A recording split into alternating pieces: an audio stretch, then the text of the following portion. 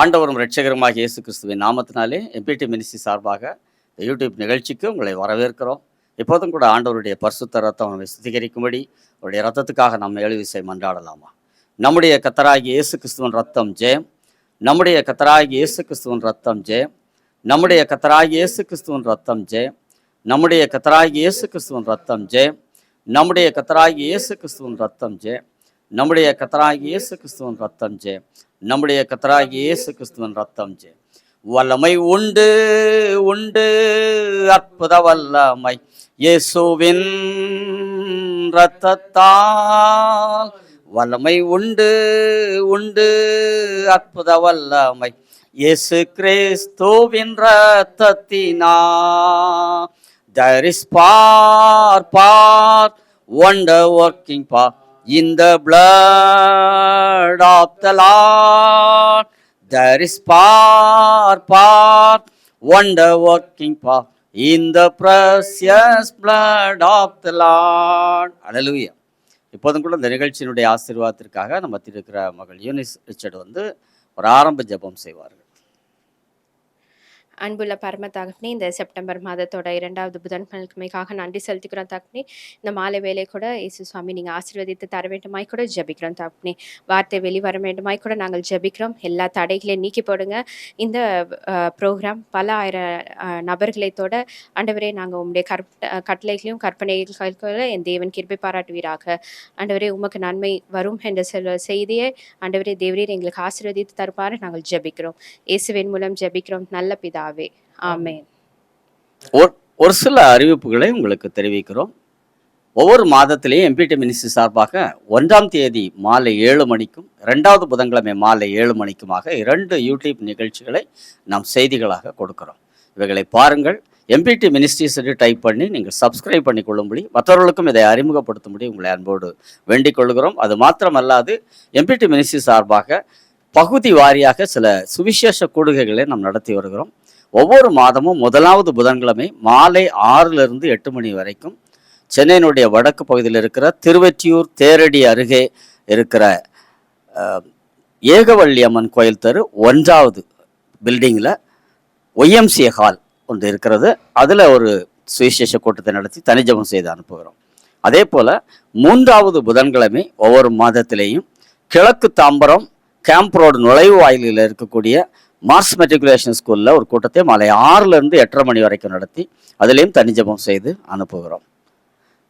4வது புதன்கிழமை ஒவ்வொரு மாதத்திலையும் சென்னையினுடைய வடகிழக்கு பகுதியில் இருக்கிற நீலாங்கரை கணேஷ் நகர் முதல் மெயின் ரோடில் அமைந்திருக்கிற எஸ்எம் மகாலிலே ஒரு கூட்டத்தை 6லிருந்து 8 மணி வரைக்கும் நடத்தி சுவிசேஷம் போதித்து தனிஜபம் செய்து அனுப்புகிறோம். இவைகளில் நீங்கள் கலந்து கொள்ளுங்கள். அநேக பிரச்சனைகளில் இருக்கிற ஜனங்களுக்கு, கட்டுகளில் இருக்கிற ஜனங்களுக்கு விடுதலையை கர்த்தர் கொடுக்கிறார். நீங்களும் வாருங்கள். மற்றவர்களுக்கும் இந்த நிகழ்ச்சிகளை நீங்கள் அறிமுகப்படுத்தும்படி உங்களை அன்போடு வேண்டிக் கொள்ளுகிறேன். இந்த நிகழ்ச்சியை கூட நமக்கு இந்த மாதத்திலே ஸ்பான்சர் பண்ணியிருக்கிற அன்பு குடும்பத்தினர் சகோதரன் பாண்டியன், சகோதரி ஜீவா, அவருடைய மகன் ஆலன், இந்த தம் குடும்பத்தை கர்த்தர் அளவில்லாமல் ஆசீர்வதிக்கட்டும். அவருடைய தொழிலையும் கர்த்தர் ஆசீர்வதிப்பாராக. ஆமென். இப்போதும் கூட செய்திக்கு ஆதாரமான ஒரு வேத பகுதியை மகள் யூனிஸ் ரிச்சர்ட் வாசிப்பார்கள். அதைத் தொடர்ந்து கர்த்தருடைய வார்த்தையை சகோதரன் டேவ் ஜெயக்குமார் உங்களுக்கு கொண்டு வருவார்கள். அதைத் தொடர்ந்து நானும் ஒரு சிறிய செய்தியை உங்களுக்கு கொண்டு வருவேன். இணைந்திருங்கள். கர்த்தர் உங்களை ஆசீர்வதிப்பாராக. ஆமென். செய்திக்கு ஆதாரமான வேத பகுதி யோபு 22ஆம் அதிகாரம் வசனம் 21. யோபு அதிகாரம் 22 வசனம் 21. நீர் அவரோடே பழகி சமாதானமாயிரும், அதனால் உமக்கு நன்மை வரும் என்பதே. ஆமேன். இந்த செப்டம்பர் மாதத்தில் சகோதரன் டேவ் ஜெயக்குமாருக்கு பிறந்த நாள்.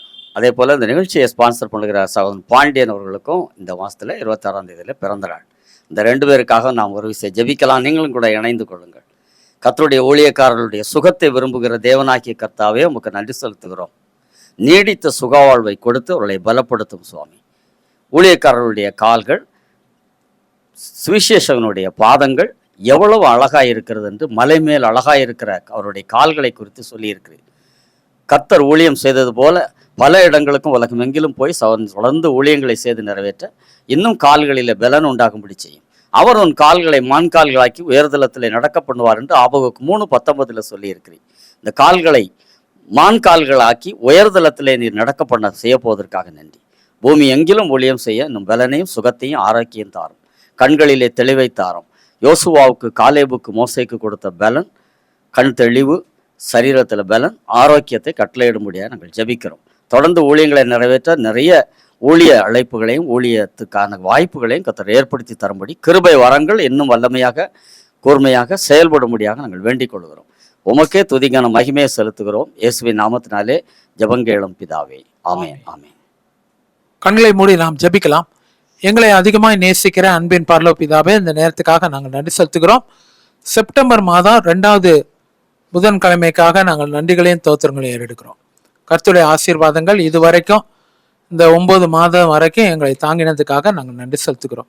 எங்களை நிரப்பி எங்களை ஆசீர்வாதத்துக்கு கிருபைக்காக ஸ்தோத்திரம். இப்போ கூட வார்த்தைக்கு நேராக வருகிறோம்.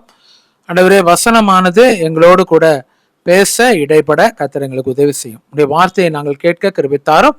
உடைய வசனங்களை எங்கள் வாழ்க்கையில அபியாசப்படுத்த எங்களுக்கு உதவி செய்யும். கர்த்தருடைய ஆசீர்வாதங்கள் மாத்திரம் எங்கள் வாழ்க்கையில நிறைவாய் காணப்பட கிருபைத்தார். எல்லா துதி கன மகிமை எல்லாம் இயேசுவானவர் ஒருவருக்கே செலுத்துகிறோம். இயேசுவின் நாமத்தில் ஜெபிக்கிறோம் ஜீவனுள்ள நல்ல பிதாவே, ஆமேன், ஆமேன். ஆண்டவராகிய இயேசு கிறிஸ்துவின் இனிய நாமத்தில் இதை பார்க்கிற கர்த்தருடைய பிள்ளைகள் ஒவ்வொருவருக்கும் என்னுடைய அன்பின் வாழ்த்துக்களை நான் தெரிவித்துக் கொள்கிறேன். கர்த்தர் நிச்சயமாக நம்மை ஆசீர்வதிப்பாராக. என்னுடைய பிறந்த நாளை காணும்படியாக கர்த்தர் கிருபை செய்கிறார். அதுக்காக நான் தேவனுக்கு நன்றி செலுத்துகிறேன். செப்டம்பர் மாதம் 26ஆம் தேதி என்னுடைய பிறந்த நாளாய் அது காணப்படுகிறது. அதுக்காக நான் தேவனுக்கு நன்றிகளையும் தோத்திரங்களையும் ஏறெடுக்கிறேன். என்னுடைய பிறந்த நாள் மாத்திரம் அல்ல, அன்னைக்கு அருமையான மகன் மிஸ்டர் பாண்டியன் அவர்களும் இந்த பிறந்த நாளை கொண்டாடுகிறார்கள். அவர்களுக்கு என்னுடைய அன்பின் வாழ்த்துக்களை நான் தெரிவித்துக் கொள்கிறேன். எங்களுக்காக நீங்கள் அதிகமாய் ஜெபித்துக் கொள்ளும்படியாக நான் பட்சமாய் விரும்பி வேண்டிக் கொள்ளுகிறேன். கர்த்தர் நம்மை ஆசீர்வதிப்பாராக. கர்த்தருடைய வார்த்தை இன்றைக்கு நமக்கு உண்டாயிருக்கிறது. கர்த்தர் நமக்கு கொடுத்திருக்கிற ஒரு வார்த்தை, ஒரு வசனம் என்னன்னா, நமக்காக படிக்கப்பட்ட ஒரு நல்ல வேத வசனம். அருமையான மகள் மிஸ்ஸஸ் யூனிஸ் ரிச்சர்ட் அவர்கள் அதை படித்தார்கள். யோபு புஸ்தகம் 22வது அதிகாரம் 21வது வசனம். யோபு புஸ்தகம் 22வது அதிகாரம் 21வது வசனம். அந்த வசனத்தை தான் இன்னைக்கு தியானிக்க போகிறோம். அது இப்படி சொல்லுது: நீர் அவரோடு பழகி சமாதானமாய் இரும், அதனால் உமக்கு நன்மை வரும். நீர் அவரோடு பழகி சமாதானமாய் இரும், அதனால் உமக்கு நன்மை வரும். கர்த்தர் இன்னைக்கு உனக்கு, உமக்கு, நமக்கு நன்மை வரும் என்ற ஒரு வார்த்தையை நமக்கு கர்த்தர் கொடுக்கிறார். இந்த செப்டம்பர் மாசத்துல என்ன வரும்? நமக்கு கஷ்டங்கள் வரும், துன்பங்கள் வரும், வியாதிகள் வரும், சாபங்கள் வரும், பாவங்கள் இன்னும் மென்மேலும் வரும். அப்படி சொல்ல கர்த்தர் நல்ல ஒரு வார்த்தையை கர்த்தர் கொடுக்கிறாரு. உனக்கு நன்மை வரும், உமக்கு நன்மை வரும், உங்க குடும்பத்துக்கு நன்மை வரும், உங்களுடைய ஊழியத்துக்கு நன்மை வரும், உங்களுடைய தனிப்பட்ட வாழ்க்கையில நன்மை வரும், உங்க படிப்புல நன்மை வரும். கர்த்தர் இன்னைக்கு உங்களுக்கு எனக்கு சொல்ற ஒரு வார்த்தை அதுதான், உமக்கு நன்மை வரும் என்று சொல்லி கர்த்தர் சொல்றார். எப்போ நன்மை வரும்? இன்னைக்கு அதுதான் நம்முடைய செய்தியாய் காணப்படுது. ஒரு 5 குறிப்புகளை இன்னைக்கு யோபு புஸ்தகத்திலிருந்து நான் பேசலாம்னு சொல்லி நான் நினைக்கிறேன். யோபு 22, 21 28 வசனங்கள் வரைக்கும் சொல்லப்பட்டிருக்கிற வசனங்களை நாம இன்னைக்கு தியானிக்கலாம். யோபு 22வது அதிகாரம் 21 28 வசனங்கள் வரைக்கும் சொல்லப்பட்டிருக்கிறதுல ஒரு 5 குறிப்புகளை உங்களுக்கு முன்பாக நான் வைக்க விரும்புகிறேன். ஒன்னொன்னும் ரொம்ப முக்கியமான குறிப்பு தான், ஆசீர்வாதமான ஒரு குறிப்பு, எவரும் விரும்பப்பட்ட ஒரு குறிப்பு, எல்லாரும் விரும்பி இதெல்லாம் எனக்கு வேணும்னு சொல்லி கேட்கிற ஒரு குறிப்பு தான். அந்த குறிப்புகளை நம்ம ஒன்னொன்னா தியானிக்கலாம். முதலாவது சொல்லப்படுறது என்னன்னு சொல்லி பார்த்தா, உமக்கு நன்மை வரும், நீர் அவரோடு பழகி சமாதானமாய் இருந்தால். பழகணும், சமாதானமா இருக்கணும். கர்த்தரோடு பழகுற ஒரு அனுபவம், கர்த்தரோடு சமாதானமா இருக்கிற ஒரு அனுபவம். நிறைய நேரம் நான் நினைச்சேன், சரி பழகி சமாதானமா இருன்னா என்ன அர்த்தம்? வேதத்தை படிச்சு ஜெபித்து ஆலயத்துக்கு வந்து காணிக்கை நிறைய கொடுத்து தசம பாகம் தவறாம கொடுத்து, இல்லைன்னு சொன்னா அவருடைய ரிக்குவயர்மெண்ட்ஸ் எல்லாம் ஃபுல்ஃபில் பண்ணும் போது பழகி சமாதானமா இருக்கிறோம். அது அப்படி இல்லை. கர்த்தர் நான் அதை அவர்கிட்ட விசாரித்த போது அது அப்படி இல்லை அப்படின்னு சொன்னார். ஜெபிக்கிற அனுபவம் வேற, வேதத்தை படிக்கிற அனுபவம் வேற, வேதத்தை தியானிக்கிற அனுபவம் வேற, தசம பாகம் கொடுக்கிற அனுபவம் வேற, காணிக்கை கொடுக்கிற அனுபவம் வேற, தேவனுக்கு முன்பாக நம்மை தாழ்த்துகிற அனுபவம் வேற, உபவாசம் பண்ற அனுபவம் வேற. இதெல்லாம் ஒரு பக்கம் இருந்தா கூட இது பழகி சமாதானமா இருக்கிற அனுபவம் அல்ல. பழகி சமாதானமா இருக்கிறது சொன்னா அவர்கிட்ட ரொம்ப யூஷுவலா இருக்கிற ஒரு அனுபவம், ரொட்டீனாக இருக்கிற ஒரு அனுபவம், அவரை நமக்கு ஒரு புதுமையா இல்லாத இருக்கிற ஒரு அனுபவம். சிலர் இயேசுவானவர்னாலே புதுமையா பார்ப்பாங்க, ஜெபம்னாலே புதுமையா பார்ப்பாங்க, வேத வசனம்னாலே புதுமையா பார்ப்பாங்க. ஆனா இது அப்படி இல்லை. அவரோட பழகி, வேத வசனத்துல பழகி இருக்கணும், அவரோடு பழகி இருக்கணும், அவரோடு சஞ்சரிக்கிற ஒரு அனுபவம். ஏனோக்கு தேவனோடு சஞ்சரித்தார். அதே மாதிரிதான் ஆபிரகாம் தேவனுடைய சிநேகிதர் என சொல்லப்பட்டார். நோவா தேவனோடு சஞ்சரித்தார் சொல்லப்பட்டிருக்கு. இந்த அனுபவங்கள் இருக்குது. இதுதான் பழகிற ஒரு அனுபவம். சிலர் சொல்லுவோம்ல, நம்ம சில இடங்களுக்கு போனா, ஐயா அந்த இடம் உங்களுக்கு புதுசா இருக்கும், நானும் கூட வரட்டான்னு கேட்கும்போது நம்ம என்ன சொல்லுவோம்?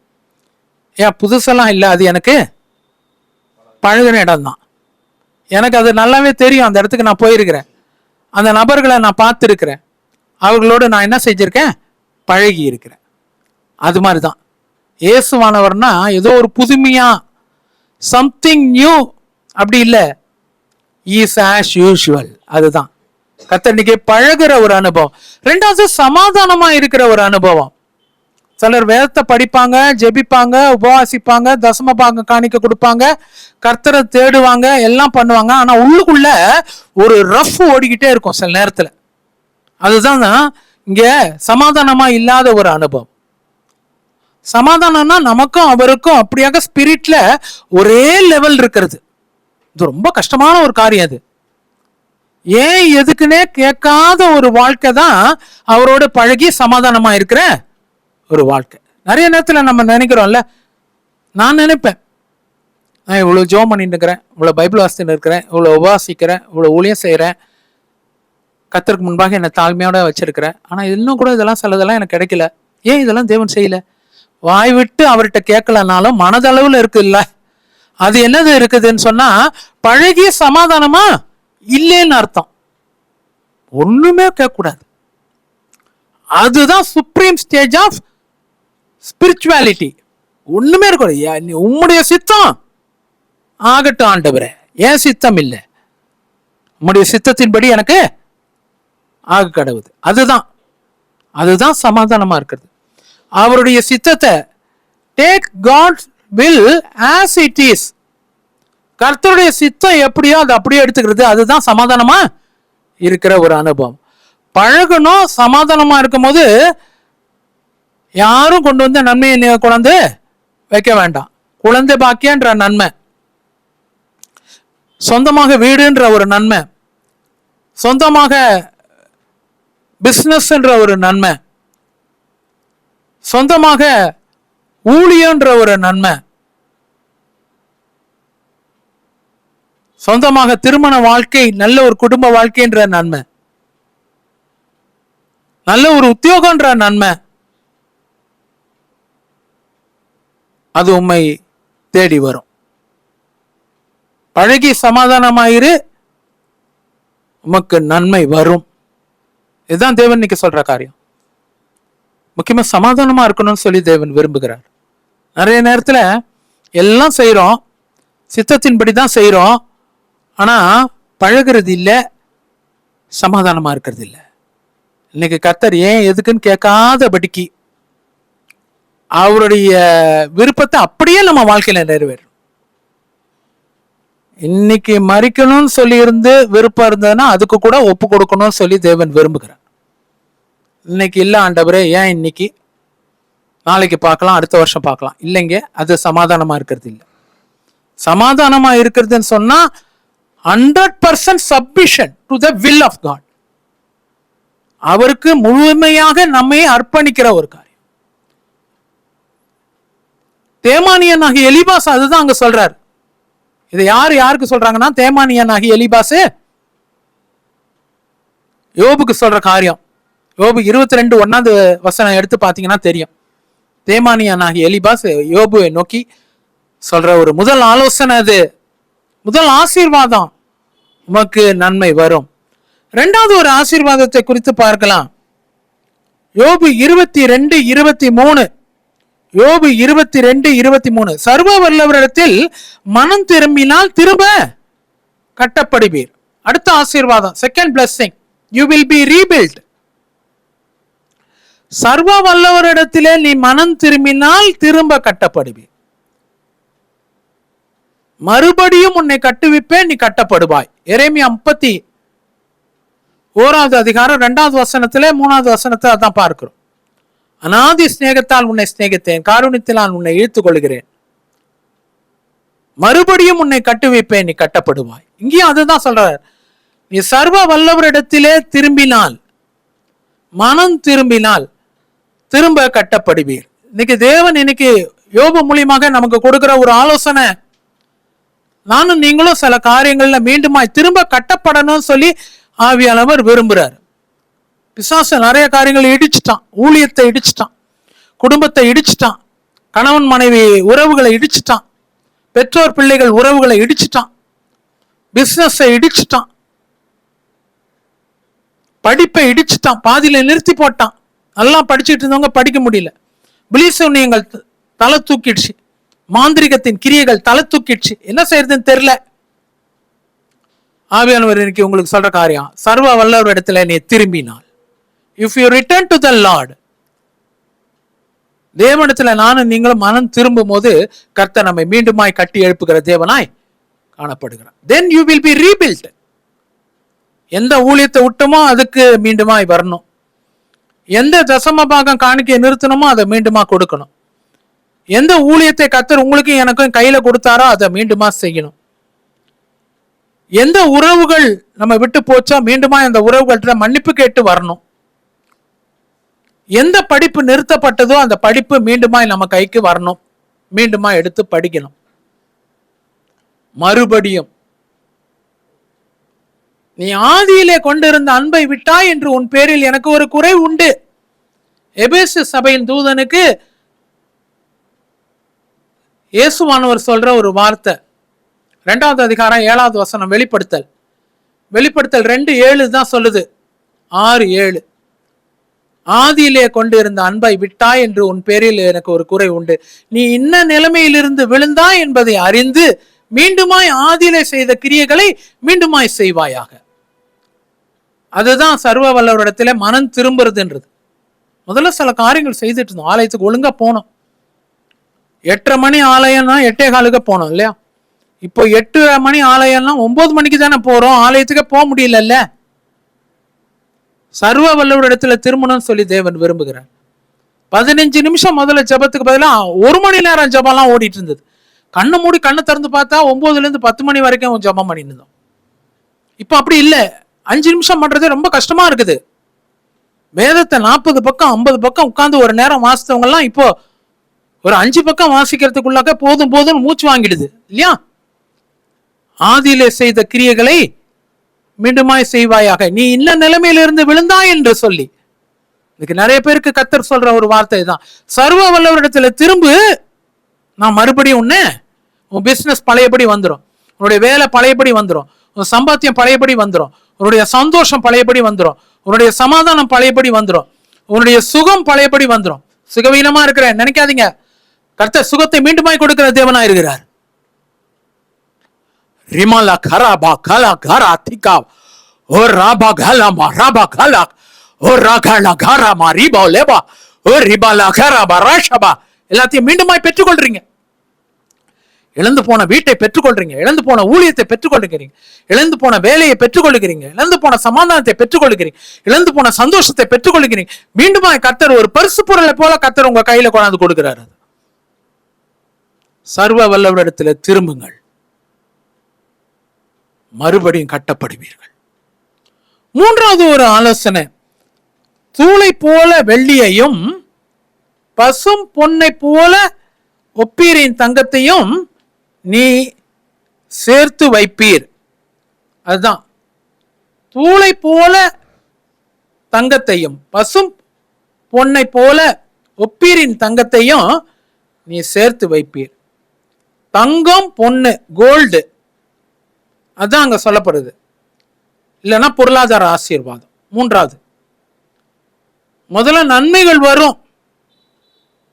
குழந்தை பாக்கியம், திருமண வாழ்க்கை, ப்ரொமோஷன், சேலரி, பணம் எல்லாம் வரும். ரெண்டாவது, திரும்ப கட்டப்படுகிற ஒரு அனுபவம். மூன்றாவது இங்க சொல்லப்பட்டிருக்கிறது என்னன்னா, தூளை போல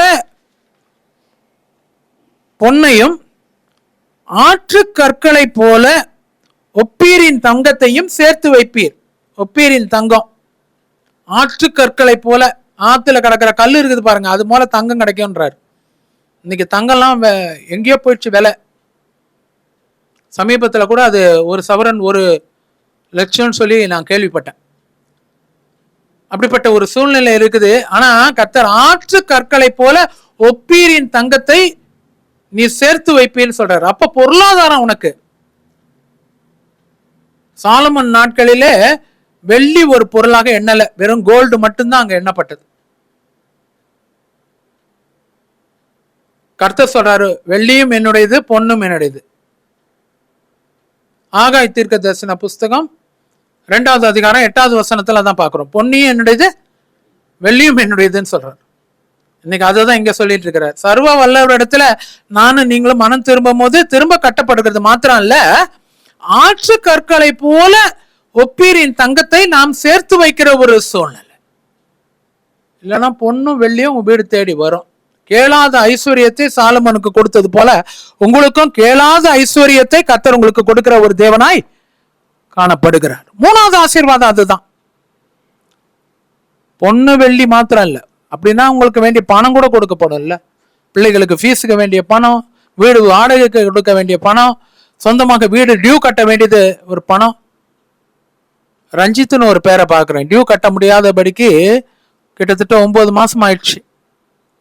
ஒரு வீடு வாங்கினீங்க, டியூ கட்ட முடியல, கர்த்தர் உங்களுக்கு கட்டுறதுக்கு உதவி செய்கிறார். இதை சேர்ந்த ஒரு 3 பேரும் இதை பார்த்துட்டு இருக்கீங்க. நீங்க சொல்றீங்க ஒருத்தருக்கு 3 மாசம் டியூ, ஒருத்தருக்கு 7 மாசம் டியூ, ஒருத்தருக்கு கிட்டத்தட்ட 1 வருஷம் ஆயிடுச்சு.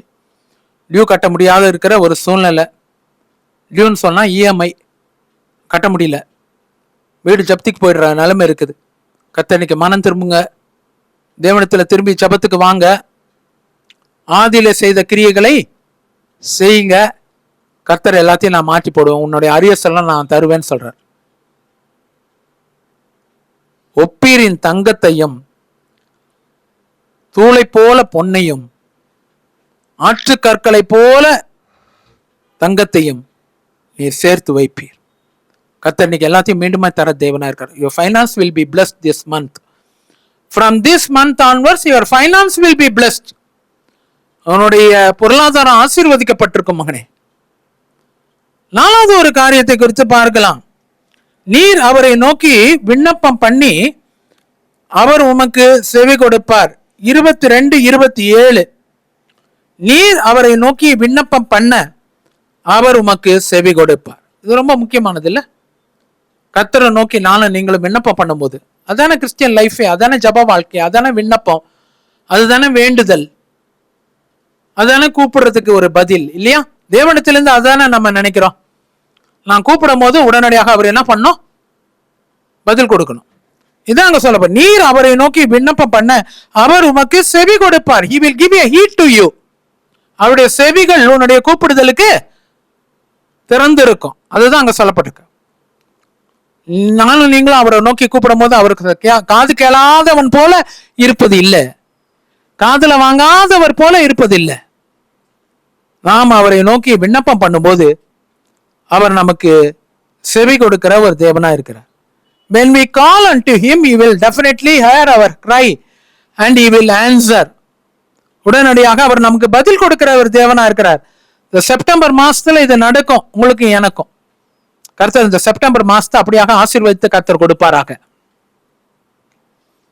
நானும் நீங்களும் அவரை நோக்கி விண்ணப்பம் பண்ணுவோம். அவரை நோக்கி வேண்டுதல் செய்வோம், அவரை நோக்கி ஜெபம் பண்ணுவோம், அவரை நோக்கி கூப்பிடுவோம், அவரை நோக்கி கெஞ்சுவோம், அவரை நோக்கி ஆர்ப்பரிப்போம், அவர் நமக்கு என்ன பண்ணுவார்னா செவி கொடுப்பார். பிள்ளைக்காக ஏறெடுத்த ஜெபமா இருக்கலாம், மனைவிக்காக ஏறெடுத்த ஜெபமா இருக்கலாம், நம்முடைய சுகத்துக்காக வேண்டிய ஜெபமா இருக்கலாம், நம்முடைய வலிகள் நீங்கணும்னு சொல்லி இருக்கிற ஜெபமா இருக்கலாம், நம்முடைய பொருளாதாரத்துக்காக பண விஷயத்துக்காக ஏறெடுத்த ஜெபமா இருக்கலாம், எனக்கு இத்தனை லட்சங்கள் வேணும், இத்தனை பணங்கள் வேணும்னு சொல்லி ஏறெடுத்த ஜெபமா இருக்கலாம்.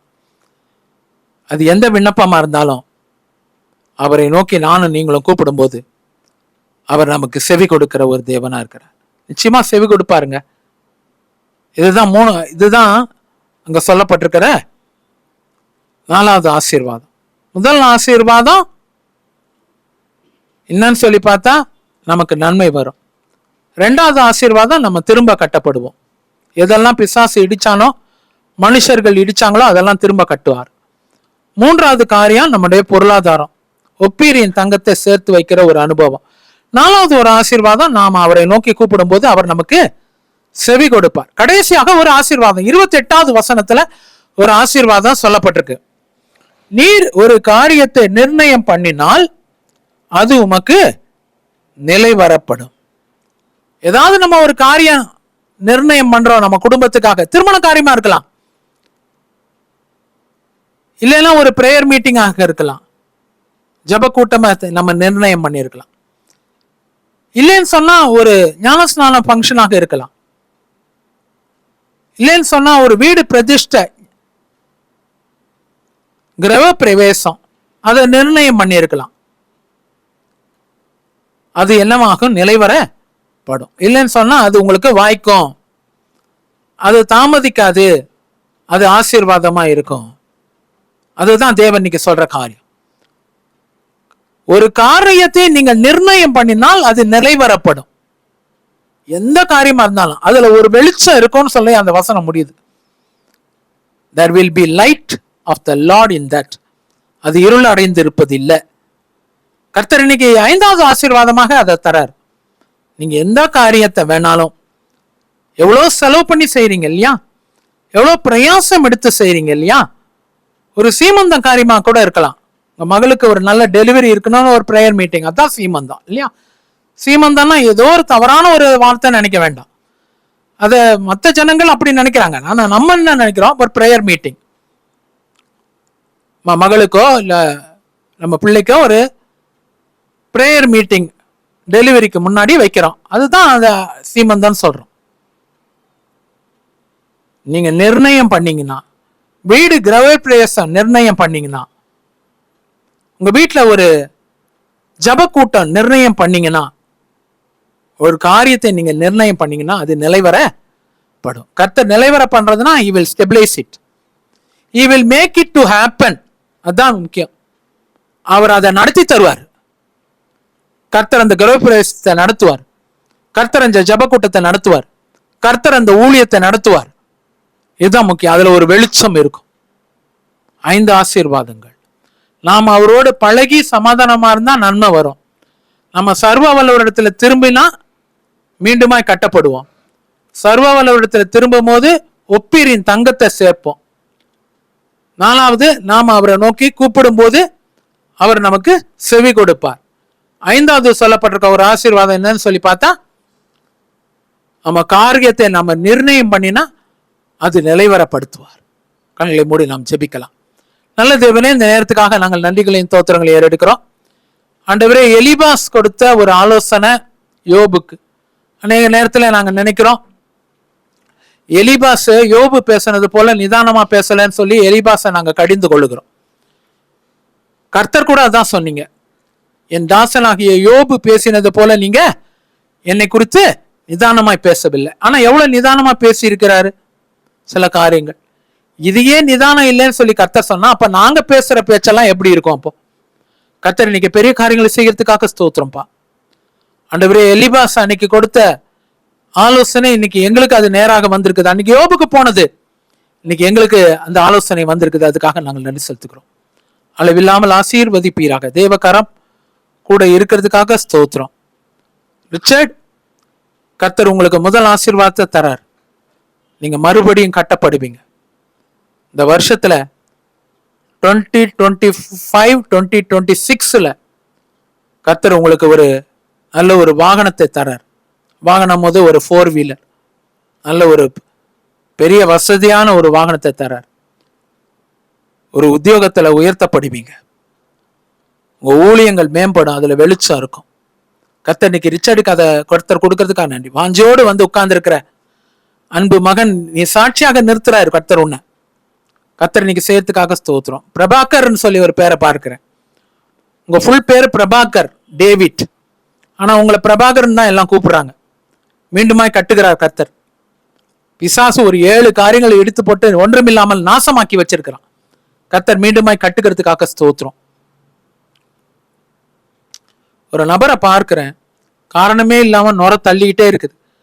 உங்களை பார்த்தீங்கன்னா யாரோ ஒருத்தர் கேட்டாரு சமீபத்தில், என்ன பிரதர் நீங்க வாயில பிரஷ் பண்ண பிறகு இல்லைன்னா டூத் பேஸ்ட் போட்டு பல் தொழுக்கின பிறகு வாய் கொப்பளிக்கலையா இன்னைக்கு, ஏன் அந்த மாதிரி வந்திருக்கீங்க? நீங்க சொல்லுங்க, எல்லாம் கொப்பளிச்சுட்டு தானே வந்தேன் பிரதர். ஒரு அந்தகாரத்தின் வல்லமை உனக்குள்ளாக இருந்து ஒரு சர்ப்பம் தன்னுடைய விஷத்தை கக்கினே இருக்கிறத நான் பார்க்கிறேன். அது ஒரு பில்லிசோனியா கட்டு. ஒரு 6 வருஷத்துக்கு முன்னாடி யார்கிட்டயோ போய் சண்டை போட்ட அவன் அன்னைக்கு வச்ச சூனியம் இன்னைக்கு வெளிப்படுது. இந்த கிரியைகள் இன்னைக்கு அழிக்கப்படுது, அது மேற்கொள்ளாது. கர்த்தர் இன்னைக்கு செய்யறதுக்காக ஸ்தோத்திரம். அதே போல ஒருத்தர் சொல்றீங்க, நான் தூங்கும் போது இப்படி ஒரு சத்தத்தை நான் கேட்டுக்கிட்டே இருக்கேன். அது ஒரு நாகப்பாம்பின் சர்ப்பத்தின் சத்தம். இன்னைக்கு கர்த்தர் அது காதை அடைத்து போடுகிறார். நீ செவி கொடுக்க அவர் உனக்கு செவி கொடுக்கிறார். நீ கூப்பிடும் போது அவர் உனக்கு செவி கொடுக்கிற ஒரு தேவனா இருக்கிறார். ஒரு நபர் இருக்கிறீங்க, நீங்க சொல்றீங்க, எனக்கு ஒரு 75 லட்சம் ரூபாய் எனக்கு கடன் இருக்கு, இப்போ என்ன செய்யறதுன்னு தெரியல பிரதர். ஒரு காலத்துல அலட்சியமா இருந்துட்டேன், தேவனை தேடல, கர்த்தர் தான் கூட இருக்கிறாருன்னு சொல்லி இஷ்டத்துக்கு கடன் வாங்கிட்டேன், இப்ப என்ன செய்யறதுன்னு தெரியல. கர்த்தர் இப்பொழுது எல்லா சூழ்நிலையை மாற்றுகிறதுக்காக ஸ்தோத்திரம். கர்த்தர் அந்த 75 லட்சத்தை இந்த வருஷம் முடியறதுக்குள்ள நீ கட்டி முடிப்ப. உனக்கு கடன் கொடுத்தவனே ஆச்சரியப்பட்டு போவான், எப்படியா நீ இதை அடைத்தன்னு சொல்லி. சர்வ வல்லவர் இடத்துல மனம் திரும்பு, கர்த்தர் அற்புதங்களை செய்கிற தேவனா இருக்கிற. கர்த்தர் இன்னைக்கு செய்யறதுக்காக ஸ்தோத்திரம். ஒரு மனுஷனை பார்க்கிறேன், முட்டி போட்டு ஜபிக்கும் போது அப்படியே தலைகீழா விழுந்தீங்க. உங்களுக்கு முதுகு எலும்பும் சரி கால் எலும்பும் சரி உடைக்கப்பட்டு போயிருக்குது. முட்டி போட்டு ஜபிச்சிங்க, உங்களால எழுந்திருக்க முடியல, விழுந்துட்டீங்க.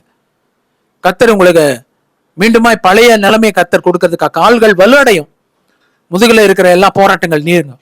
கர்த்தர் இன்னைக்கு சேர்த்துக்காக நன்றி. அகஸ்டின் ஜோசப், கர்த்தர் இன்னைக்கு அகஸ்டின் ஜோசப், கர்த்தர் உங்களை ஆசீர்வதிக்கிறதுக்காக ஸ்தோத்திரம். ஊழியத்துல புது வழிகள் திறக்கிறதுக்காக ஸ்தோத்திரம். தனிப்பட்ட முறையில ஒரு சபை வைக்கிறதுக்கு கர்த்தர் அகஸ்டின் ஜோசப், கர்த்தர் உங்களுக்கு உதவி செய்யறதுக்காக நன்றி. அகஸ்டின், கர்த்தர் உன்னதான் சொல்றேன், நான் ஆசீர்வதிக்கிறதுக்காக நன்றி. கர்த்தருடைய ஆசீர்வாதங்கள் இருக்கட்டும். பெனாயா பிலிப், கர்த்தர் ஒரு பேரை பார்க்கிறேன், உங்களை எல்லாரும் பிலிப் பிலிப்ன்றாங்க, கிறிஸ்தவங்க மட்டும் ஒண்ணு பெனாயான்னு சொல்றாங்க. கர்த்தர் பெனாயாவுக்கு வேண்டிய ஒரு பலனும் கிருபையும் இப்போ கொடுக்கப்படுது. ஆவிக்குரிய ஸ்திரம், நீ சொல்ற ஆவிக்குரிய கூட்டங்கள் எல்லாம் நடத்தணும்னு எனக்கு ஒரு ஆசை. குறிப்பா உங்களை வச்சு கூட்டம் நடத்தணும்னு எனக்கு ரொம்ப ஆசை பிரதர். உங்களை நான் யூடியூப்ல பாக்குறேன்னு சொல்லியிருக்கேன், இப்போ கூட சொல்லிட்டு இருக்கேன். கூப்பிட்டா வருவாரா இல்லையான்னு எனக்கு தெரியல, பழக்கம் இல்லை, ஆனாலும் அப்படின்னு சொல்லியிருக்கேன். நீ கூட்டத்தை நடத்து, கர்த்தர் உனக்கு கூட இருப்பார். நான் வரணும் இல்லையா, பரிசுத்த ஆவியானவர் இருப்பார், அதுதான் முக்கியம் இல்லையா. நான் வரணும் இல்லையா, அது இருக்கட்டும். பரிசுத்த ஆவியானவர் உன்னோட கூட இருந்து உடைய காரியங்கள் எல்லாம் நிலைவர பண்ணுவார். கர்த்தர் இன்னைக்கு செய்யறதுக்காக ஸ்தோத்திரம். ஜலஜா ராஜாத்தி, கர்த்தர் உங்களை கர்த்தர் நிரப்புறதை பார்க்கிறேன். பரிசுத்த ஆவியின் வல்லமையினால கீழே மேலே குதிச்சுன்னு இருக்கிறீங்க. நீங்க சொல்றீங்க அந்நிய பாஷை அடையாளங்களோடு கர்த்தர் என்னை மீண்டுமா நிலைநிறுத்துறார் பிரதர். கர்த்தருடைய ஆசீர்வாதங்கள் உண்டாகிறதுக்காக நன்றி. பெரிய காரியங்களை செய்வீராக. இயேசுவின் நாமத்தில் ஜெபிக்கிறோம் ஜீவனுள்ள நல்ல பிதாவே, ஆமென். இந்த ப்ரோக்ராமை நமக்கு ஸ்பான்சர் பண்ணியிருக்கிறவங்க அருமையான மகன் மிஸ்டர் பாண்டியன் அவர்களும் மிஸ்ஸஸ் ஜீவா பாண்டியன் அவர்களும் ஆலன் அவங்களும். பாண்டியனுக்கு இந்த மாசம் பர்த்டேன்றதுனால இந்த ப்ரோக்ராமை நமக்கு ஸ்பான்சர் பண்ணியிருக்காரு. கர்த்தர் பாண்டியனை ஆசீர்வதிப்பாராக. ஒரு ஆர்கிடெக்டாக இருக்கிறாங்க. அவங்களுக்காக அவங்க மனைவி மிஸ்ஸஸ் ஜீவா பாண்டியன் ஒரு முழு நேர ஊழியத்தில் இருக்கிறாங்க. ஜீவாவின் ஜீவிக்கிற தேவன் ஒரு ஊழியத்தை எடுத்து மகள் செய்யறாங்க. ஆலன் அவர் படிச்சுன்னு இருக்கிறார், சின்ன பையன், ஸ்கூல். கர்த்தர் அவர்களையும் அவங்க குடும்பத்தையும் ஆசீர்வதிப்பாராங்க. ஒரு மகனை போல ஒரு மகளை போல எங்களுக்கு இருந்து எல்லா உதவியுமே ஊழியத்துல செய்கிற கர்த்தருடைய ஆசீர்வாதம் நிறைந்த ஒரு பாண்டியனாக இருக்கிறார். அவரையும் அவருடைய குடும்பத்தையும் கர்த்தர் நிறைவாய் ஆசீர்வதிப்பாராக. யோபுக்கு சொல்லப்பட்ட 5 ஆசீர்வாதங்கள் உங்களுக்கு வரட்டுங்க. 5 ஆசீர்வாதங்களை நான் சொல்லியிருக்கேன். இந்த 5 ஆசீர்வாதங்களும் நம்ம வாழ்க்கையில ரொம்ப இன்றியமையாது. கர்த்தர் உங்களை நிலைவர பண்ணுவார். நிலைவர பண்ணுகிற தேவனா இருக்கிறார். God bless you. அல்லேலூயா. தியானிக்க தெரிந்து கொள்ளப்பட்ட வேத பகுதி யோபு 13ஆம் அதிகாரம் 15ஆம் வசனம். யோபு 13ஆம் அதிகாரம் 15ஆம் வசனம். அவர் என்னை கொன்று போட்டாலும் அவர் மேல் நம்பிக்கையாயிருப்பேன், ஆனாலும் என் வழிகளை அவருக்கு முன்பாக ரூபகாரம் பண்ணுவேன் என்பதே. ஆமென். ஆண்டவராகிய இயேசுவின் நாமத்தினாலே உங்களை வாழ்த்துகிறேன். இப்போதும் கூட நம்ம ஒரு வசனத்தை வாசிக்க கேட்டோம். மகன் ரிச்சர்ட் அவர்கள் வாசித்தார்கள். அந்த வார்த்தையின் மேலே ஒரு தியானத்தை நாம் இன்றைக்கு வைக்க போகிறோம். கர்த்தர் நம்மளோடு கூட பேச போகிறார். ஒரு நிமிடம் கண்களை மூடுவோம்.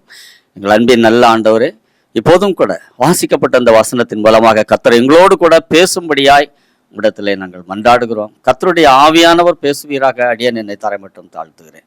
உடைய ஜனங்களே அதன் மூலமாக ஆசீர்வதித்தரும். இயேசுவின் நாமத்தினாலே ஜெபம் கேளும் பிதாவே, ஆமென். கர்த்தர் நமக்கு கொடுத்திருக்கிற ஒரு செய்தி யோபு 13ஆம் அதிகாரம் 15ஆம் வசனத்தில் இருக்கிற வசனம். அவர் என்னை கொன்று போட்டாலும் அவர் மேல் நம்பிக்கையாயிருப்பேன், ஆனாலும் என் வழிகளை அவருக்கு முன்பாக ரூபகாரம் பண்ணுவேன் என்று யோபு சொல்லுகிறார். 16ஆம் வசனத்துல அவரே என் ரட்சிப்பு என்று சொல்லுகிறார். Though he slay me, yet will I trust him. He also shall be my salvation என்று யோபு அங்கே சொல்லுகிறார். இந்த செய்திக்கு தலைப்பாக கர்த்தர் மேல் நம்பிக்கையாய் இருப்பேன் என்று யோபு சொல்கிற அதே வார்த்தையை தான் நான் கொடுக்கிறேன். கர்த்தர் மேல் நம்பிக்கையாய் இருப்பேன்.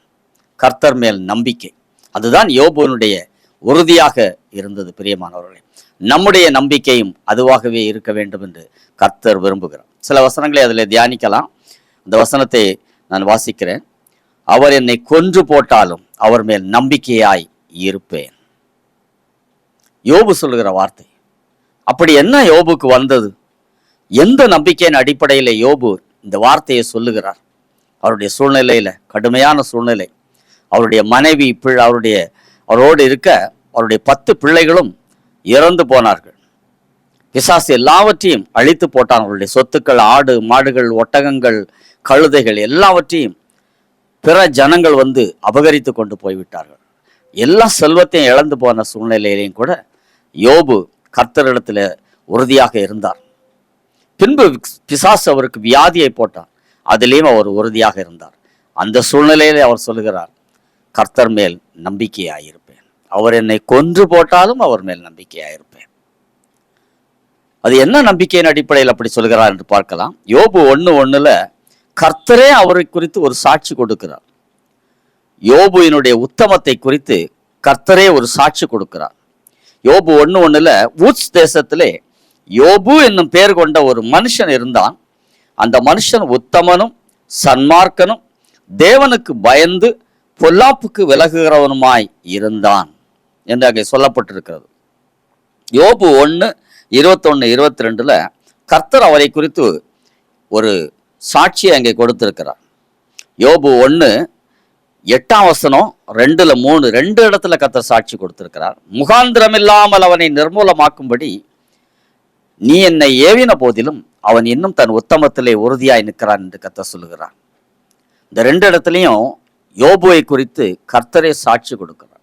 பிசாசை பார்த்து அவர் சொல்லுகிறார், 2 தடவை நீ முகாந்திரமே இல்லாம யோபுவை நீ வேதனைப்படுத்தி விட்டாய், ஆனாலும் அவன் என் மீது நம்பிக்கையாய் இருக்கிறான் என்று. அந்த நம்பிக்கை குறித்து தான் யோபு 1:21-22 சொல்கிறது. அவர் எல்லா வீடுகளை எல்லாம், அதனுடைய பிள்ளைகளை எல்லாம் இழந்து, ஆடு மாடுகளை இழந்த பின்பு யோபு சொல்லுகிறார், கர்த்தர் கொடுத்தார், கர்த்தர் எடுத்தார், கர்த்தருடைய நாமத்துக்கே ஸ்தோத்திரம்.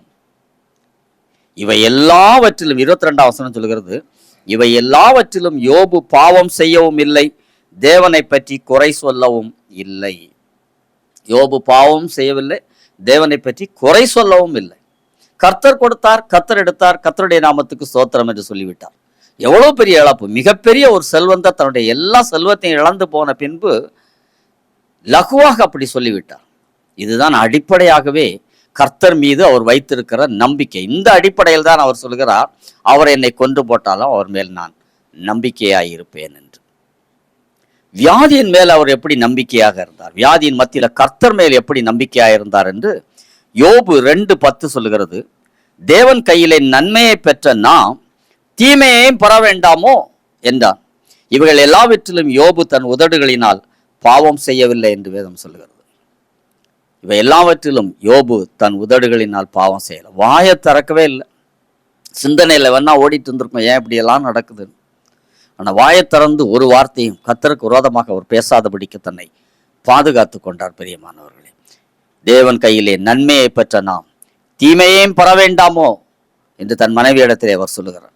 நன்மை எவ்வளவு பெற்றோம், எவ்வளவு செழிப்பாக இருந்தோம், இப்போது திடீரென்று வந்திருக்கிறது, இது நிச்சயமாக ஒரு சோதனை தான் என்று அவர் அறிந்து கொண்டார்.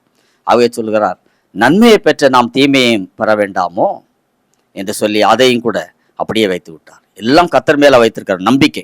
இதற்கு ஒரு முடிவு உண்டு, சீக்கிரத்துல கர்த்தர் இதிலிருந்து ஒரு விடுதலை எனக்கு கொடுப்பார். அந்த உள்ளத்திலே ஓடிக்கொண்டிருந்த அந்த நம்பிக்கையினாலே அந்த வார்த்தையை அவர் சொல்லுகிறார். பிரியமானவர்கள், 2வது குறிப்பாக நீதிமானா இருந்தாலும் கர்த்தரிடத்திலே நம்பிக்கை வைத்து இரக்கத்துக்காக கெஞ்சின ஒரு யோபுவாக அவர் இருந்தார். யோபு 9:15 அவர் சொல்கிறார், நான் நீதிமானாயிருந்தாலும் அவரோடைய வழக்காடாமல் என் நியாயாதிபதியினிடத்தில் இரக்கத்துக்காக கெஞ்சுவேன் என்றார். நான் நீதிமான் தான், ஆனாலும் நான் கர்த்தரோட வழக்காட மாட்டேன். நான் நீதிமானாச்சே, நான் உத்தமனாக இருந்தேனே, சன்மார்க்கனாக இருந்தானே, அப்படியானால் எனக்கு ஏன் இப்படி நடந்தது அப்படி என்று வழக்காடாமல் என் நியாயாதிபதியினிடத்தில் இரக்கத்துக்காக கெஞ்சுவேன் என்றார். இதுதான் அவருடைய தாழ்மையான ஒரு குணம். இரக்கத்துக்காக கெஞ்சுவேனே என்று அவரிடத்துல போய் வாதாட மாட்டேன். மனுஷனுடைய நீதி எல்லாம் கர்த்தருக்கு முன்பதாக அழுக்கான கந்தைகளாக இருக்கிறது. நாமும் கூட அப்படி இருக்க வேண்டும் என்று யோபு நமக்கு ஒரு பாடத்தை கற்றுத்தருகிறார். 3வது குறிப்பு, கர்த்தரையே தன் ஒரே நம்பிக்கையாக கொண்டிருந்த ஒரு யோபு. யோபு 16:19 மற்றும் 21 வசனத்தை வாசிக்கிறேன். இப்போதும் இதோ என் சாட்சி பரலோகத்தில் இருக்கிறது, எனக்கு சாட்சி பகருகிறவர் உன்னதங்களில் இருக்கிறார். 21 சொல்லுகிறது, தேவனோடே மனுஷனுக்காக வழக்காடுகிறவர் ஒருவர் உண்டானால் நலமாயிருக்கும். இதோ என் சாட்சி பரலோகத்தில் இருக்கிறது, எனக்கு சாட்சி பகருகிறவர் உன்னதத்தில் இருக்கிறார். மனுஷனுடைய சாட்சி அல்ல, என்னை குறித்து சாட்சி சொல்ல வேண்டியவர் பரலோகத்தில் உன்னதத்தில் இருக்கிறார். அவர்தான் எனக்கு சாட்சி சொல்ல வேண்டும். அவர் மேலதான் அப்போதும் நம்பிக்கை. அவருக்கு என்னை பற்றி தெரியும், என்னுடைய செயல்பாடுகள், என்னுடைய நடக்கைகள் தெரியும். அவர் எனக்கு சாட்சி சொல்லட்டும் என்றார். அது மாத்திரமல்ல, ஒரு வெளிப்பாடாக கிறிஸ்து மேசியா பிறக்கப் போகிறார், நமக்கெல்லாம் ரட்சிப்பை கொடுக்க போகிறார் என்பதற்கு அடையாளமாக அந்த 21 வசனத்தில் சொல்கிறார், தேவனோடைய மனுஷனுக்காக வழக்காடுகிறவர் ஒருவர் உண்டானால் நலமாயிருக்கும். தேவனோட மனுஷனாகிய எனக்காக வழக்காட ஒருவர் உண்டானால் நலமாயிருக்கும் என்று யோபு சொல்கிறார். கிறிஸ்து வருவார், உங்களுக்காகவும் எனக்காகவும் கிறிஸ்து வந்திருக்கிறார், தன்னை பலியாக ஒப்பு கொடுத்திருக்கிறார். நமக்காக பிதாவினிடத்திலே வலது பாரசத்தில் அமர்ந்து வேண்டிக் கொண்டு நம்முடைய குறைவு குற்றங்களை மன்னிக்கும்படி வேண்டிக் கொண்டிருக்கிறார். அதனால் நமக்கு ரட்சிப்பு உண்டாயிருக்கிறது. இதை யோபு அப்போதே உணர்ந்திருந்தபடியினால் அப்படி சொல்கிறார், எனக்காக தேவனிடத்தில் வழக்காடுகிறவர் ஒரு உண்டானால் நலமாயிருக்கும். யோபு 23:10 மற்றும் 14 வசனத்துல அவர் உறுதியாக சொல்கிறார், ஆனாலும் நான் போகும் வழியை அவர் அறிவார், அவர் என்னை சோதித்த பின் நான் பொன்னாக விளங்குவேன். அவர் என்னை அறிவார், நான் போகும் வழியெல்லாம் அவருக்கு தெரியும். அவர் என்னை சோதித்த பின்பு, இது ஒரு வழி, சோதனையின் வழி, அவர் என்னை சோதித்த பின்பு நான் பொன்னாக விளங்குவேன் என்று சொல்லுகிறார். அந்த யோபு 23:14 எனக்கு அவர் சொல்லுகிறார், எனக்கு குறித்திருக்கிறதை அவர் நிறைவேற்றுவார். எனக்கு ஒன்றை குறித்திருக்கிறார், அதை நிச்சயமாக நிறைவேற்றுவார். இது தற்காலிகமானது, இந்த வியாதி, இந்த இழப்பு, இது தற்காலிகமானது. இதிலிருந்து கர்த்தர் எனக்கு ஒரு நன்மையை குறித்திருக்கிறார், அதை நிச்சயமாக நிறைவேற்றுவார். இதுதான் நம்பிக்கை, கர்த்தர் மேலேயே நம்பிக்கை வைத்திருக்கிறவர். 4வது குறிப்பு, சோதனையிலும் தன் உத்தமத்தில் உறுதியாய் நின்ற ஒரு யோபு. யோபு 27:3 மற்றும் 5 வசனத்தை வாசிக்கிறேன். என் உதடுகள் தீமையை சொல்வதும் இல்லை, என் நாக்கு கபடம் பேசுவதும் இல்லை. 5 வசனத்தில் சொல்கிறார், என் ஆவி பிரியும் மட்டும் என் உத்தமத்தை என்னை விட்டு நான் விலக்கேன் என்று சொல்கிறார். என் ஆவி பிரியும் மட்டும் என் உத்தமத்தை என்னை விட்டு விலக்கேன். என் நாவு கபடம் பேசுவது இல்லை. இதுல அவர் எவ்வளவு உறுதியா இருக்கிறார் பாருங்க. சரி, கர்த்தர் கைவிட்டுட்டார், இப்படி எல்லாம் பிரச்சனைகள் வந்து விட்டது, வியாதியும் வந்து விட்டது, இனி அவர் மேல் நம்பிக்கையா இருப்பது என்ன? அநேக நேரங்களிலே அப்படி சோதனைகள் வரும்போது பலரும் அவரை தூஷிப்பது உண்டு. யோபு அப்படி அல்ல. யோபு சொல்கிறார், அவ என் ஆவி பிரிய மட்டும் என் உத்தமத்திலே நான் நிலைத்திருப்பேன். நான் உத்தமனாதான் இருப்பேன், உயிர் பிரியும் வரைக்கும் அப்படித்தான் இருப்பேன் என்ற ஒரு உறுதியாக இருந்தார் பிரியமானவர்கள். கடைசியாக 5வது ஒரு குறிப்பு, நித்திய ஜீவனை குறித்து யோபுவினுடைய உறுதியான ஒரு நம்பிக்கை. யோபுக்கு நித்திய ஜீவனை குறித்து ஒரு உறுதியான நம்பிக்கை இருந்தது. அந்த நம்பிக்கையில் அவர் சொல்கிறார், யோபு 19:25-27 வரைக்கும் சொல்கிறார், என் மீட்பர் உயிரோடு இருக்கிறார் என்றும் அவர் கடைசி நாளில் பூமியின் மேல் நிற்பார் என்றும் நான் அறிந்திருக்கிறேன். இந்த என் தோல் முதலானவைகள் அழுகி போன பின்பு நான் என் மாம்சத்திலிருந்து தேவனை பார்ப்பேன். அவரை நானே பார்ப்பேன், அந்நிய கண்கள் அல்ல, என் கண்களே அவரை காணும். இந்த வாஞ்சையால் என் உள்ளிந்திரியங்கள் எனக்குள் சோர்ந்து போகிறது. என் உள்ளிந்திரியங்கள் எனக்குள் சோர்ந்து போகிறது. என்ன சோர்வது? வியாதி, வருத்தம், போராட்டம், இழப்பு எல்லாவற்றையும் தாண்டி அவருக்கு ஒரு வாஞ்சை இருந்தது உள்ளிந்திரியங்களிலே. என் மீட்பர் உயிரோடு இருக்கிறார் என்றும் கடைசி நாளில் அவர் நிற்பார் என்றும் நான் அறிவேன். அந்நிய கண்கள் அல்ல, என் கண்களே காணும். இந்த மாம்சத்திலிருந்து நான் காண்பேன். இந்த சதை அழிந்து போயிருக்கிறது, பருக்களால் நிறைந்திருந்த அந்த சரீரம், அதன் மத்தியில் அவர் சொல்லுகிறார், இது பழையபடி புதுப்பிக்கப்படும், உயிர்த்தெழுதல் உண்டு, அப்போது என் மீட்பரை நான் காண்பேன். கடைசி நாளிலே அவர் நிற்பார், அவரை அந்நிய கண்கள் அல்ல, என் கண்களால் பார்ப்பேன். நித்திய ஜீவன் நமக்கு உண்டு. இப்போது மரித்தால் நித்திய ஜீவனில் அவரை பார்ப்பேன். கடைசி நாட்களிலே அவர் உயிரோடு வந்து நிற்பார், அவரையும் நான் காண்பேன் என்று அவர் சொல்லுகிறார். கிறிஸ்துவாகிய மேசியா அப்புறம் வந்து உயிரோடு எழுந்தார். இதையெல்லாம் யோபுவும் அறிந்திருந்தபடியினால் இந்த வார்த்தையை அவர் சொல்லுகிறார். யோபுவினுடைய உறுதியான நம்பிக்கைக்கு தேவன் ஒரு பதிலை கொடுத்தார் பிரியமானவர்களே. அதுதான் அதனுடைய முத்தாய்ப்பு. யோபு 42:10 சொல்கிறது, கர்த்தர் அவன் சிறையிருப்பை மாற்றினார், யோபுக்கு இருந்த எல்லாவற்றை பார்க்கிலும் இரண்டத்தனையாய் கர்த்தர் அவனுக்கு கொடுத்தார். சிறையிருப்பை மாற்றின கர்த்தர். இவ்வளவு விசுவாச அறிக்கைகளை சொன்ன யோபுவை கர்த்தர் அப்படியே விட்டுவிடவில்லை. பழையபடி அவருடைய வியாதியை குணமாக்கி முழுவதும் இளம் வயதின் மாம்சம் போல ஆகி திரும்பவும் தன் சொந்த மனைவி மூலமாக 10 பிள்ளைகளை பெற்று எல்லா செல்வத்தையும் இரட்டத்தனையாக பெற்று திரும்பவும் 140 வருடங்கள் வாழ்ந்தார். 3ஆம் 4ஆம் தலைமுறையை கண்டார். இதுதான் கர்த்தர் அவருக்கு செய்த இம்மைக்குரிய ஆசீர்வாதம். அது மாத்திரமல்ல, நித்திய ஜீவனையும் கொடுத்து அவரை ஆசீர்வதித்திருக்கிறார். இப்போதும் கூட முடிவாக சொல்ல விரும்புகிறது, நம்முடைய நம்பிக்கை என்ன? யோபுவை போல சோதனைகளிலும் விசுவாசமாய் உறுதியாய் இருக்குவோமா? கர்த்தரை மாத்திரம் பற்றி கொண்டே நம்பிக்கை அவர் மீது மாத்திரம் என்று சொல்கிறோமா? இல்லை நாம் தடுமாறி கொண்டிருக்கிறோமா என்பது நீங்களும் நானும் சிந்திக்க வேண்டியவர்களாக இருக்கிறது. அவர் என்னை கொன்று போட்டாலும் அவர் மேல் நம்பிக்கையாய் இருப்பேன் என்று யோபு சொல்கிறார்.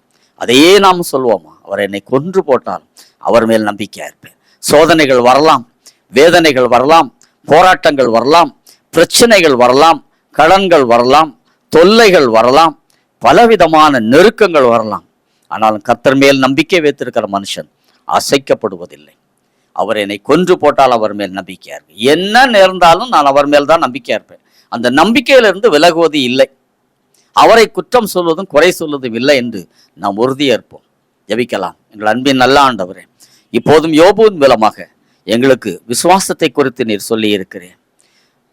அவர் என்னை கொன்று போட்டாலும் அவர் மேல் நம்பிக்கையாய் இருப்பேன் என்று உம்மிடத்திலே பூரண விசுவாசத்தை வெளிப்படுத்தின, தன் நம்பிக்கையை உம்மீது மாத்திரம் வைத்திருந்த யோபுவை போல எங்களையும் மாற்றும்படியா நாங்கள் ஜெபிக்கிறோம். ஒருவேளை அநேக காரியங்களிலே இந்த செய்தியை கேட்டுக்கொண்டிருக்கிற பிள்ளைகளும் சிலர் மறுதளித்திருக்கலாம், விலகி இருக்கலாம், பின்னட்டி இருக்கலாம், முன்னை போல உம்மிடத்தில் நெருங்கி இல்லாமல் விலகி இருக்கலாம், ஜெபிக்காமல் இருக்கலாம், வேதம் வாசிக்காமல் இருக்கலாம், கர்த்தர் எனக்கு செய்தது என்ன என்று ஆலயத்துக்கே போகாமல் இருக்கலாம். ஆனால் இப்போதும் கூட இந்த செய்தியை கேட்ட நம்முடைய பிள்ளைகளுக்கு ஒரு மனம் திரும்புதலை கர்த்தர் கட்டளையிடுவீராக. திரும்பவும் உடைய அன்பின் கயிறுகளால் இழுத்து கொள்வீராக. கர்த்தரிடத்தில் அவர்கள் திரும்பவும் பழகி சமாதானமாய் இருக்கும்படி இந்த கட்டளையிடும்படி எங்களுக்கும் இந்த செய்தியை கேட்கிற ஒவ்வொருக்கும் கட்டளையிடும். நாங்கள் உம்மோடு கூட பழகி உம்மோடு கூட சமாதானமாய் இருப்போமாக. அவர் என்னை கொன்று போட்டாலும் அவர் கர்த்தர் மேலேயே நான் நம்பிக்கையா இருப்பேன் என்ற யோபுவை போல எல்லா சூழ்நிலையிலும் நிற்க எங்களுக்கு கிருபை தாரும், விலகாதிருக்க கிருபை தாரும். நீரும் எல்லாவற்றையும் உடைய பிள்ளைகள் இழந்து போன எல்லாவற்றையும் இப்பொழுது அவர்கள் மனம் திரும்பி இருக்கிறபடினால் யோபுக்கு இரட்டத்தினே கொடுத்தது போல கொடுப்பீராக. அதை திரும்ப பெற்றுக்கொள்வார்களாக. அது மாத்திரமல்ல, ஆவிக்குரிய வாழ்க்கையிலும் எல்லாவற்றையும் இரட்டிப்பாக திரும்ப கொடுத்து பழையபடி அவர்களை திருப்புவீராக. உமக்கே சகல துதி கனமையுமே செலுத்துகிறோம். இந்த நிகழ்ச்சியை ஸ்பான்சர் பண்ண சவன் பாண்டியன் குடும்பத்தினரையும் கர்த்தர் ஆசீர்வதியும். இந்த 26ஆம் தேதி செப்டம்பர் மாதத்தில் அவர் பிறந்த நாளை காண்கிறார். கர்த்தர் அவருக்கு நீடித்த ஆயுளையும் சுகத்தையும் பலத்தையும் தந்து அவருடைய குடும்பத்தையும் ஆசீர்வதிக்கும்படி நாங்கள் ஜெபிக்கிறோம். சவன் டேவ் ஜெயக்குமார் பிறந்த நாளை 26ஆம் தேதி காண்கிறார் செப்டம்பர் 26. அவருக்கும் நல்ல சுகத்தையும் பலத்தை தந்து ஆசீர்வதிக்கும்படி வேண்டிக் கொள்கிறோம். கர்த்தர் ஆசீர்வதிப்பீராக. இயேசுவின் நாமத்தினால ஜெபங்கேளும் பிதாவே, ஆமென். God bless you all. கர்த்தர் உங்களை ஆசீர்வதிப்பாராக. ஆமென்.